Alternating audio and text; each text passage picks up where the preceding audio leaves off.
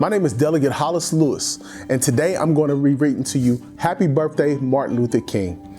Now, I chose this book because obviously we're celebrating Martin Luther King Jr.'s birthday. But in addition, it tells us a little bit about his life before his civil rights activism.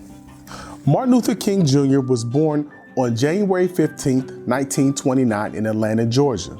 His parents loved him very much. Martin Luther King had the same name as his father, except for one thing. His father was called Martin Luther King Sr., and Martin was called Martin Luther King Jr.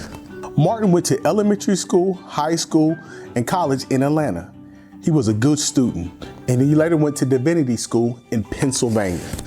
Martin became a pastor, just like his dad, at Ebenezer Baptist Church in Atlanta. They were both called Reverend, the Reverend Martin Luther King Sr. and the Reverend Martin Luther King Jr. Martin's job as a minister was to help people in need. He visited sick people in the hospital and made them feel better. He asked people not to fight with each other. He said that there was peaceful ways to solve problems. And like his father, Martin led people in prayer and song. The Reverend Martin Luther King Jr. was famous because he helped our country change some of its laws. A law is like a rule. Once there was a law in some places that said only white people could sit in the front of buses and black people had to sit in the back.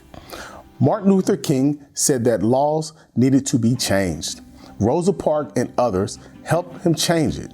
Now all people can sit in empty seats they like. Once there was a law in some places that said African Americans could only use certain restaurants and drink from certain fountains. Martin Luther King Jr. and many others helped change these laws. Now all people can share the same restaurant and drink from the same fountains. There was once a law in some places that said black children and white children couldn't go to school together. Martin Luther King and other people, including many very brave children, helped change these laws. Now black and white students can go to school together. Martin Luther King had a special talent for leadership. When he spoke, people listened. Poor people, rich people, white people, black people, and people from all over the world listened when Martin Luther King spoke. Many helped him work, sing, march, and pray for justice. In the summer of 1963, Martin Luther King Jr. gave his most famous speech of his life. He gave it outdoors to 250,000 people who had come to Washington, D.C. to ask the president for jobs and freedom for black people.